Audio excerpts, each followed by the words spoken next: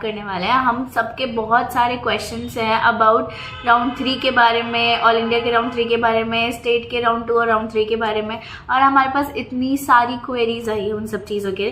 तो हमने ना एक लिस्ट ऑफ क्वेश्चंस बनाए। हमने कुछ 8 क्वेश्चंस बनाए जिनके बारे में आज हम डिस्कशन करेंगे। एक एक क्वेश्चन का हम आंसर देंगे ताकि आपके सारे डाउट्स क्लियर हो जाए कि राउंड 2 से राउंड 3 में कैसे जाना है, राउंड 3 से स्ट्रे में कैसे जाना है, एलिजिबल हो आप स्ट्रे के लिए या नहीं हो। तो इस वीडियो को एंड तक देखिएगा, आपके सारे डाउट्स जो हैं इस वीडियो के बाद एकदम क्लियर हो जाएंगे।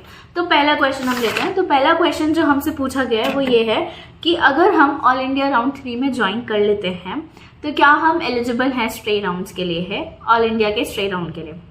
तो इसका आंसर है नो। अगर आप ऑल इंडिया राउंड 3 में अलॉट होते हैं और अगर आपने ऑल इंडिया राउंड 3 की सीट ज्वाइन कर ली है तो फिर आप स्ट्रे के लिए एलिजिबल नहीं होंगे। चाहे कुछ भी हो जाए, आप स्ट्रे के लिए एलिजिबल नहीं हो सकते। अगर आपके हाथ में एक भी सीट है या अल्टीमेटली आप अलॉट भी हो गए हैं तो भी आप स्ट्रे के लिए एलिजिबल नहीं होंगे। ज्वाइन करें चाहे ना करें, अलॉट भी अगर आप ऑल इंडिया राउंड 3 में हो गए हैं तो आप स्ट्रे के लिए एलिजिबल नहीं होंगे। Okay, clear? Okay, coming to the next question. Okay, अगर हम ऑल इंडिया राउंड 3 ज्वाइन कर लेते हैं तो क्या हम स्टेट के राउंड्स में बैठ सकते हैं क्या? तो देखो, सबका अलग अलग है। अगर एनएमसी ये बोलता है कि आप एक पॉइंट ऑफ टाइम पे 2 इंस्टीट्यूट्स जो हैं वो ज्वाइन नहीं कर सकते, बिल्कुल नहीं कर सकते। आप 2 इंस्टीट्यूट्स में अपने डॉक्यूमेंट्स सबमिट नहीं कर सकते ऑब्वियसली। तो एनएमसी ये बोलता है कि अगर आप ऑल इंडिया राउंड 3 में आपको सीट अलॉट हुई है लेकिन अगर आपने ज्वाइन नहीं किया है तो आप स्टेट के राउंड 2 या राउंड 3 में बैठ सकते हैं according to the respective state की उनकी शर्तें क्या हैं। Suppose for example if I take Rajasthan as an example, तो अगर आपको ऑल इंडिया राउंड 3 में अलॉट हुआ है, ठीक है, और आपको स्टेट राउंड 2 में भी ऑलरेडी अलॉट हो चुका है, अगर आपने वहां से एडमिशन ले लिया है तो आप अल्टीमेटली स्टेट के राउंड 3 में अपग्रेडेशन के लिए बैठ सकते हैं। अपग्रेडेशन अमाउंट पे करके जो भी उस स्टेट का है, जैसे कि आपको रजिस्ट्रेशन फी यहाँ पे फोरफिट करनी पड़ेगी स्टेट राउंड 2 का और नया रजिस्ट्रेशन करना पड़ेगा स्टेट राउंड 3 में, ठीक है। ये है बेसिकली राजस्थान का। ऑल इंडिया राउंड 3 में अगर आपको अलॉट होता है तो आप स्टेट के राउंड 3 में बैठ सकते हैं, लेकिन अगर आपने ज्वाइन कर लिया ऑल इंडिया राउंड 3 तो फिर आप स्टेट के राउंड 3 में नहीं बैठ सकते हैं, ठीक है। ये बात क्लियर हो चुकी है हमारी। ओके, अब तीसरा क्वेश्चन हमसे ये पूछा गया कि if we got allotted in all India round 1 और round 2 but not in all India round 3, did not join the seat in above rounds also, then are we eligible for stray round. तो वो ये सीधा सीधा ये बोल रहा है कि ऑल इंडिया राउंड 1 और राउंड 2 में आपको कोई कॉलेज अलॉट हुआ लेकिन आपने ज्वाइन नहीं किया। अब आपको ऑल इंडिया राउंड 3 में आपने एकदम फ्रेश रजिस्ट्रेशन किया है और ऑल इंडिया राउंड 3 में आपको कोई भी कॉलेज अलॉट भी नहीं हुआ, तो क्या आप स्ट्रे राउंड के लिए एलिजिबल हैं? Yes, you are completely eligible. All India round 1 round 2 में कुछ भी हुआ हो, अगर आपने सीट ज्वाइन नहीं की, माइंड यू अलॉट नहीं, सीट ज्वाइन ही नहीं की है, ऑल इंडिया राउंड 3 में आपको कुछ मिला ही नहीं है, तो आप स्ट्रे राउंड के लिए एलिजिबल हैं। लेकिन the condition here is that you don't have any seat in state also. If you have any seat in state then you are not eligible in stray round of all India. Okay, now comes the next question. If we join state round 2, are we eligible for all India round 3?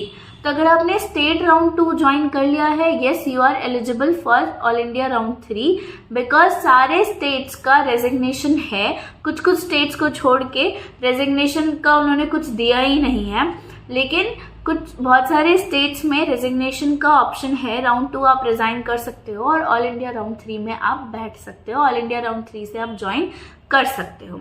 Cool.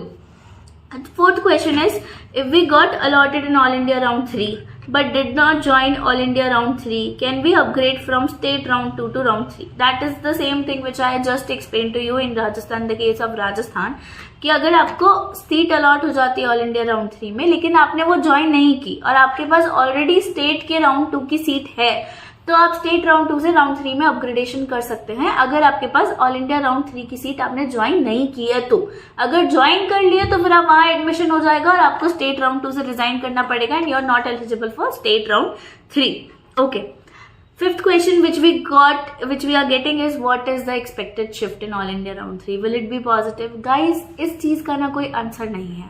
हाँ, हम लोग बहुत time से expectation लगा रहे, assume कर रहे हैं कि ऑल इंडिया राउंड 3 में there will be a good positive shift. Everybody is assuming that only. Why? Because round 2 का result was not very shift wise positive, लेकिन बहुत सारी ब्रांचेस में पॉजिटिव शिफ्ट था. Some clinical branches, I would say, like patho, micro, they have seen a very negative shift in the round 2. So we are expecting the same kind of things in these branches, but good positive shift in clinical branches. Also, some states have completed their round 2 counseling. Also, round 3 registration has also opened. So people will be scattered in their particular states and all India. तो हम पूरा hope करने के साथ में बोल सकते हैं कि ऑल इंडिया राउंड 3 का अच्छा खासा पॉजिटिव शिफ्ट आएगा, but it's not a guarantee. We are not somebody who are doing the counselling process. We are not somebody who is allotting the seats. So it's just an assumption कि according to the last year के जो status था और इस year का जो status है उस हिसाब से we are just saying that all India round 3 में positive shift is good expectedly. मतलब अच्छे तरीके से एक्सपेक्टेड है कि पॉजिटिव शिफ्ट आएगा. Okay, coming to our next question. क्या हम स्टेट राउंड 2 की सीट को रिजाइन कर सकते हैं अगर हमें ऑल इंडिया राउंड 3 की सीट मिल गई है, and what will be the penalty of that particular resignation? See, कुछ स्टेट्स अलाउ करते हैं राउंड 2 की सीट को रिजाइन करने के लिए, बट कुछ स्टेट्स जो होते हैं वो राउंड 2 की सीट्स को रिजाइन करने के लिए अलाउ नहीं करते हैं. तो अगर वो अलाउ नहीं कर रहे तो आप ऑल इंडिया राउंड 3 में नहीं बैठ सकते. सिंपल. आपने स्टेट की राउंड 2 सीट ले ली, अब आपको स्टेट राउंड 2 से ही बाहर निकलना पड़ेगा. वो कौन कौन से स्टेट्स हम थोड़ी देर में डिस्कस करेंगे, ठीक है. और अगर आपने सपोज आपका स्टेट अलाउ करता है रेजिग्नेशन और ऑल इंडिया 3 का रिजल्ट आ गया, आपको स्टेट राउंड 2 से रेजिग्नेशन करना है, तो पेनल्टी वही होती है जो कि आपका सिक्योरिटी डिपॉजिट होता है. अगर रेजिग्नेशन फ्री है तो आपकी पेनल्टी वही होगी जो कि आपका सिक्योरिटी डिपॉजिट जो आपने पर्टिकुलर स्टेट में डिपॉजिट किया होगा. यूजुअली वही होता है. बाकी states wise it can differ. So whatever state you are in, and if you want to know about particular state, you can comment down on this video or you can DM us on Insta. We will surely tell you what is your state penalty. Okay, now next question comes is that can we join simultaneously 2 institutes? देखो, NMC ने साफ साफ लिखा हुआ है. ये एक headline है जो कि मैं आपको दिखा रही हूँ. इसमें NMC ने साफ साफ लिखा हुआ है कि आप एक टाइम पे 2 इंस्टीट्यूट ज्वाइन नहीं कर सकते. अगर आप 2 इंस्टीट्यूट ज्वाइन करते हैं आप बाहर हो जाएंगे ऑल इंडिया काउंसलिंग से. So make sure that you don't join. एक पर्टिकुलर पॉइंट ऑफ टाइम पे 2 इंस्टीट्यूट्स आप ज्वाइन नहीं कर सकते. आप सिर्फ एक ही इंस्टीट्यूट ज्वाइन कर सकते हो जिस भी पर्टिकुलर चीज़ से आपको मिला है. अल्टीमेटली आप दूसरे काउंसलिंग से अपने आप ही बाहर हो जाएंगे. Okay, now last is what is the eligibility of state stray and all India stray round. Simple eligibility है. ये बात बहुत ध्यान से सुनना क्योंकि इससे आपको हेल्प होगी. बहुत सिंपल रूल है. ऑल इंडिया राउंड 1 राउंड 2 में आपको मिला, आपने ज्वाइन नहीं किया, ठीक है. आपने ऑल इंडिया राउंड 3 में एकदम फ्रेश रजिस्ट्रेशन किया, लेकिन ऑल इंडिया राउंड 3 में आपको कुछ भी नहीं मिला, तो आप स्ट्रे राउंड के लिए एलिजिबल हैं. Got it. Now comes the state thing कि अगर आप स्टेट के राउंड 1 में या राउंड 2 में आपको कुछ मिला, आपने ज्वाइन नहीं किया, ठीक है.